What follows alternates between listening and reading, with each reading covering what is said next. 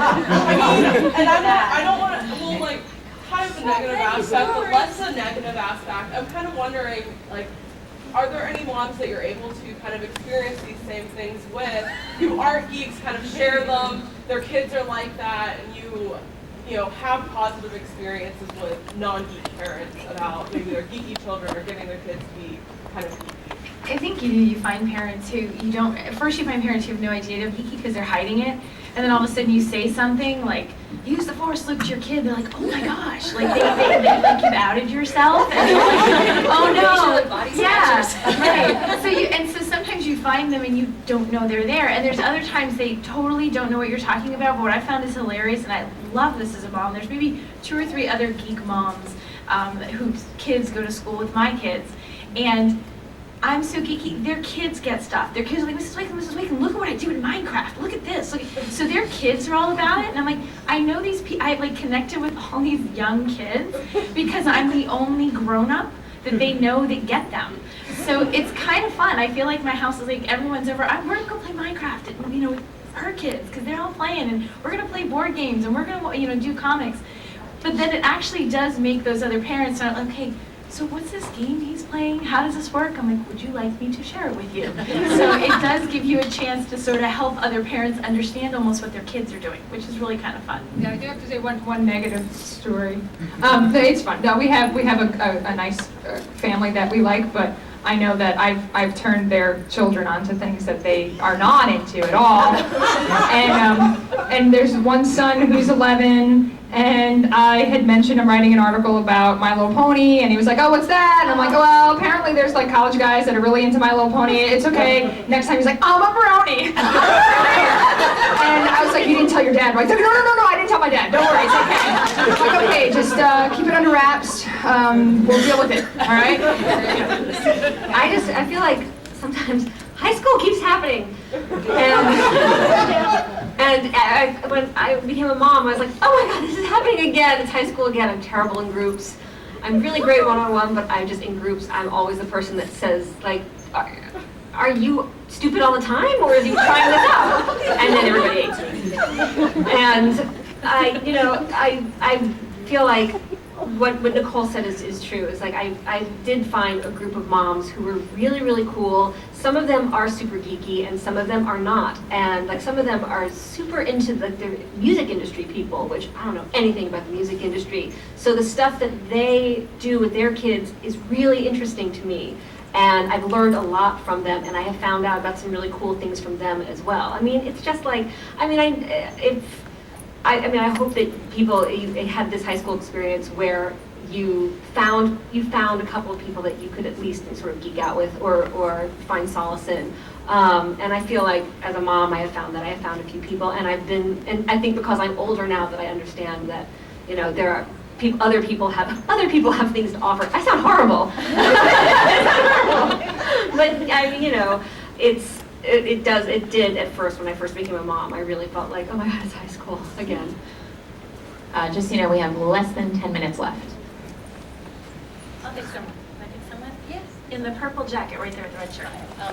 So I have 2 kids. I have a 15-year-old daughter and a 12-year-old son. They're both geeks in totally different ways, and so am I. But I was very careful with them in picking schools. And in New York, there's a whole big application process in picking middle schools and picking high schools. And my daughter's at a school where there's a Nerd Fighters Club that she's part of, and my son's at a math and science school where there are enough other boys like him that he doesn't feel like he's an outcast.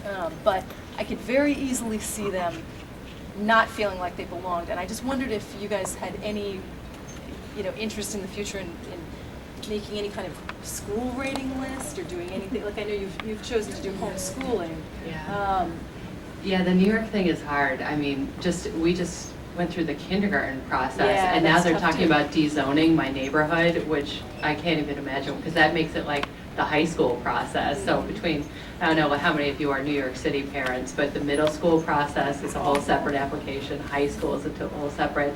And I think it's just like you just have to tour, because, the school that she's at is this great progressive public school that, some of my other parent friends toured, and they're like, that place looked horrible. And I'm like, no, it was perfect for my kids. So it's just like, it's interesting. It's that gut rate, because even if we were to do ratings, it's so different for every kid, like anything else, because it's like so many different learning styles. And then, like there's another great neighborhood school, which is like the zone school that everybody wants to get into, but it's like super rigid.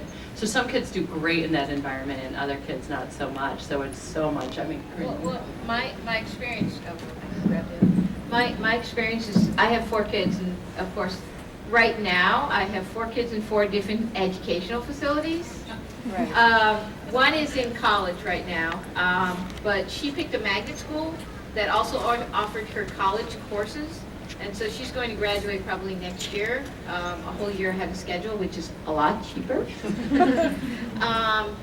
But it also gave her college course credit, but basically, if there's a magnet school or some sort of other schools, I think you need to look into it and to follow what your kids want. My son is at the regular high school.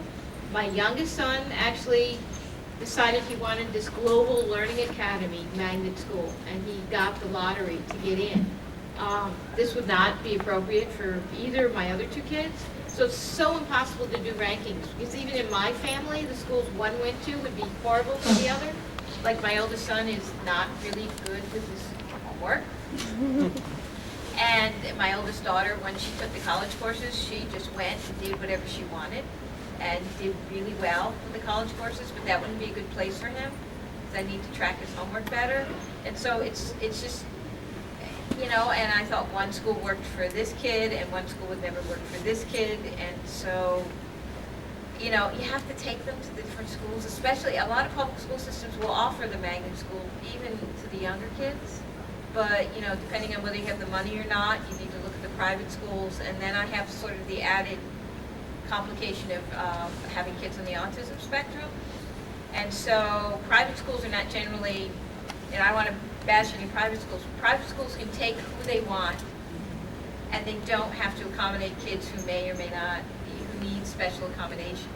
So it can be an awesome private school and can be totally worth the money, but it might not be the right place for your kids. You could be spending a lot of money and think, okay, they need an aid or they need accommodations for homework, and the private school can just say, too bad.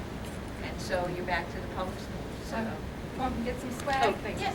Oh, and just Yeah. as I'm just one little comment. Just Sure. The first movie we brought my daughter to was a Miyazaki film, and it was Spirited Away. Oh, that's right. We had to take her out. Oh, you know what, I tried Spirited Away with my daughter, and Yeah, that's a bit old. No, that's her book. it's a much older film. That's why I didn't recommend it. Because I thought, oh, maybe she'll like Spirited Away, because she likes weird things. She likes bouncing eyeballs. And I thought, and I knew when I was going to know, and I was right, it's when the parents turn into pigs. And she was watching it, and she stood up, she goes, I don't like this movie, Mom.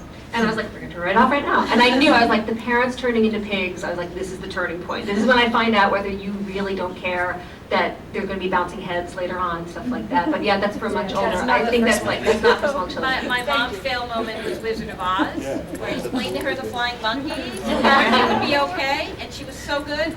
And then Dorothy, the balloon took off, and Dorothy couldn't get home. And it was at that point she burst into tears. Oh. So I almost made it through the whole movie.